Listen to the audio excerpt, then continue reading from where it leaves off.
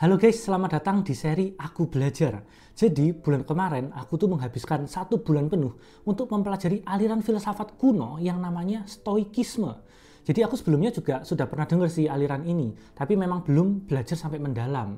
Dan ternyata setelah aku pelajarin, aliran Stoikisme ini cukup mind blowing guys. Jadi dulu tuh aku sempat mikir kalau topik-topik filsafat itu kayak agak nggak jelas gitu guys. Karena aku ini kan dari background science atau ilmu pasti. Tapi ternyata setelah aku pelajarin, Stoikisme ini bisa untuk semua orang dari background apapun guys. Coba kita bayangin guys, semua orang sepintar-pintarnya dia itu pasti pernah lah ya mengalami yang namanya stres, atau cemas, atau mungkin emosi yang berlebihan. Dan itu normal kan. Tapi stoikisme itu bikin kita jadi punya pola-pola pikir ya, atau cara berpikir yang bikin kita tuh hidup lebih bahagia guys. Dan ini berlaku untuk semua kalangan ya. Kita lihat Epictetus, seorang filsuf stoik yang ternyata dia tuh backgroundnya adalah seorang budak. Sampai Marcus Aurelius yang backgroundnya itu adalah seorang kaisar, salah satu kaisar terbaik di Roma. Nah langsung aja kita ke poin nomor 1, yaitu selaras dengan alam. Coba kita lihat tubuh kita. Tubuh kita ini terdiri dari banyak sekali sel-sel. Dan sel-sel ini punya tugas spesifik. Dan mereka semua itu mengerjakan tugasnya masing-masing. Misalnya sel darah putih. Tugasnya itu kan untuk membunuh bakteri guys. Nah sel darah putih ini kan tidak sadar ya kalau dia tuh sebenarnya bekerja untuk makhluk yang lebih besar, yaitu tubuh kita ini. Tapi yang penting sel darah putih ini bekerja aja sesuai tugasnya. Nah menurut stoikisme, manusia itu diciptakan mungkin untuk suatu karya yang lebih besar atau tubuh yang lebih besar ya. Tapi kita nggak tahu itu apa. Nah yang penting kita itu di dalam hidup ini jangan malas-malasan kerja. Karena malas itu sebenarnya tidak selaras dengan alam. Terus selain itu, kita ini kan juga didesain dengan otak yang rasional, yang bisa berpikir logis dan kreatif. Beda sama hewan kan. Artinya sebenarnya kita manusia itu didesain untuk melakukan pekerjaan-pekerjaan yang membutuhkan untuk berpikir rasional guys. Jadi kalau misalnya ada pekerjaan yang monoton, misalnya kayak ada barang lewat, terus kita nempelin stiker. Lewat lagi nempelin stiker gitu aja. Kelihatannya gampang dan mungkin kelihatannya enak mungkin ya.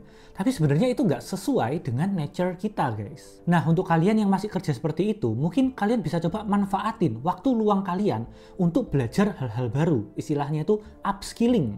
Dan aku di sini memang bikin channel ini tujuannya itu untuk nyemangatin kalian dan nemenin kalian dalam perjalanan lifelong learning kalian guys.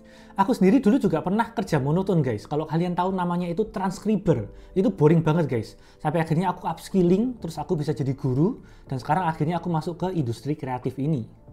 Nah sekarang masih di topik selaras dengan alam ya. Kita coba masuk ke topik yang lebih berat nih. Jadi menurut stoikisme, selaras dengan alam itu juga termasuk kita tuh harus menerima kematian itu sebagai sesuatu yang alami dan pasti terjadi guys. Artinya kita itu sebenarnya nggak boleh terlalu overthink sama yang namanya kematian. Entah itu mungkin kematian kita sendiri atau kematian orang-orang yang kita cintai.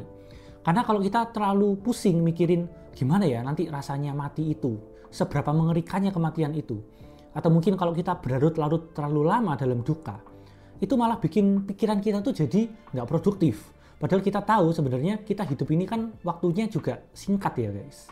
Seneca, salah satu filsuf stoik, itu pernah bilang kalau hidup kita itu diibaratkan sebuah cerita guys. Jadi nggak peduli mau ceritanya itu pendek atau panjang banget. Yang penting itu bagus atau enggak ceritanya. Seru atau enggak ceritanya. Dan apakah cerita kita itu bisa menginspirasi orang lain atau enggak. Oke, sekarang kita akan masuk ke bagian yang kedua, yang menurutku paling mind blowing ini. Namanya adalah dikotomi kendali. Jadi sebenarnya kejadian apapun yang menimpa kita itu bisa dibagi jadi 2 kategori. Yang pertama adalah internal itu sesuatu yang kita bisa kontrol. Dan yang kedua adalah eksternal atau hal-hal yang tidak bisa kita kontrol. Sebelum aku jelasin lebih lanjut, aku mau kalian coba pikirin dulu satu masalah yang sekarang sedang kalian hadapi. Masalah yang cukup berat ya, yang mungkin bikin kalian kepikiran atau bahkan mungkin bikin kalian nggak bisa tidur. Nah, jadi kalian boleh pause dulu videonya dan kalian pikirin satu masalah itu. Kalau misalnya kalian nggak ada masalah ya kalian lanjut play aja videonya. Oke, sudah ya. Sekarang kalian coba jawab.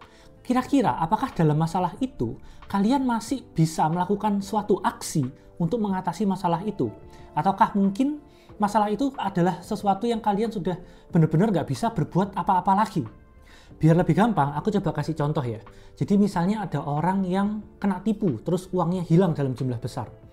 Terus mungkin ada orang yang komputernya kena hack, terus datanya hilang semua. kira-kira apakah kita bisa berbuat sesuatu untuk mengembalikan data kita?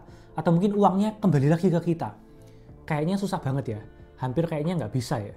Nah kalau gitu, kalian cukup bilang ke diri kalian sendiri, kalau apapun yang hilang itu adalah uang belajar, atau istilahnya the cost of learning. Setelah itu, kalian bisa coba untuk nggak terlalu mikir-mikirin masalah itu lagi. Jangan sampai masalah itu bikin kalian stres dan nggak produktif. Apalagi sampai nggak bisa tidur. Padahal kan itu sesuatu yang kita sudah nggak bisa apa-apain lagi, guys. Aku jadi ingat dulu waktu aku lamar-lamar kerjaan. Jadi aku dulu lulus pas zaman COVID ya. Dan aku tuh termasuk orang yang cukup sulit untuk dapat kerjaan. Jadi tiap kali selesai interview, aku tuh bukannya tenang, tapi malah kepikiran. Kira-kira tadi waktu interview aku ada yang salah ngomong nggak ya? Atau mungkin tadi kira-kira dari cara ngomongnya HRD, itu aku bakal keterima nggak ya? Apalagi sama perusahaan yang slow respon banget ya.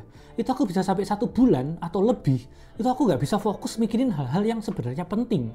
Karena aku terlalu sibuk mikirin hal-hal yang sebenarnya bersifat eksternal. Padahal kalau dipikirin lagi, aku kan cuma punya kontrol, aku cuma bisa melakukan yang terbaik, itu cuma sebelum interview atau saat interview. Setelah selesai dari situ, harusnya aku tenang dong. Karena setelah itu, semuanya itu bersifat eksternal. Jadi intinya dari dikotomi kontrol ini adalah kita tuh harus pintar-pintar menentukan mana hal-hal yang bersifat internal dan mana yang bersifat eksternal. Kalau sudah bisa memisahkan itu, kita cukup do the best. Kita lakukan apapun yang terbaik. Setelah itu, let God do the rest. Oke, sekarang kita masuk ke poin yang terakhir, yaitu mengendalikan ekspektasi. Pernah nggak kalian nonton konten yang judulnya itu kayak cara cepat kaya di usia muda dalam waktu yang cepat?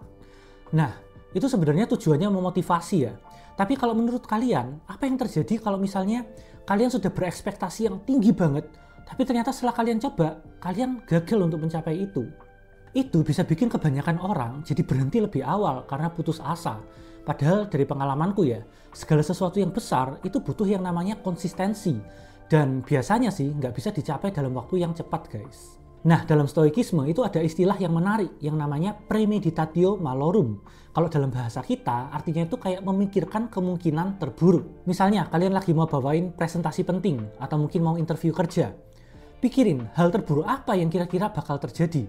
Misalnya, listriknya mati gitu misalnya. Artinya, kalian juga harus siapin HP yang baterainya full. Mungkin sama power bank buat jaga-jaga. Terus pastikan HP kalian tuh juga ada mobile data yang cukup. Kalau misalnya hal-hal buruk itu nggak terjadi, kita pasti seneng dong ya. Tapi kalau misalnya hal-hal itu terjadi, kita tuh harus sudah siap ya. Kita sudah tahu kita bakal mau ngomongin apa, atau apa sih yang bakal kita lakuin di situasi itu.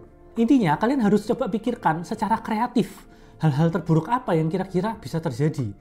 Tapi buruk yang masih masuk akal ya, bukan yang misalnya waktu aku presentasi terus ada meteor jatuh di depanku gitu. Nah itu kan hampir nggak mungkin ya guys. Nah semakin banyak kalian pikirin skenario-skenario itu dan kalian sudah siap mau ngelakuin apa untuk ngatasin itu, kalau memang itu bisa diatasin ya, itu pasti akan bikin kalian semakin nggak overthinking, semakin nggak gugup lah kalau misalnya hal itu beneran terjadi. Nah sampai sini apa mungkin kalian sudah tertarik sama stoikisme atau mungkin mau mempelajari lebih lanjut? Karena ternyata stoikisme itu nggak cuma sekedar bikin hidup kita jadi bahagia guys. Tapi stoikisme itu juga bisa bikin hidup kita jadi lebih produktif. Nah sebenarnya masih banyak yang aku belum jelasin tentang stoikisme karena topiknya itu luas banget. Cuma hari ini kita sudah belajar tentang 3 poin yang penting. Yang pertama adalah selaras dengan alam, yang kedua dikotomi kontrol, dan yang terakhir adalah mengendalikan ekspektasi. Nah menurut kalian dari 3 poin ini, kira-kira mana yang paling mind blowing? Mana yang insightful buat kalian? Coba kalian tulis di kolom komen ya guys. Kalau kalian suka video ini, jangan lupa like, comment, subscribe, dan bagikan video ini ke orang-orang terdekat kalian guys. Terus belajar untuk kehidupan yang lebih baik. Vitae Decimus.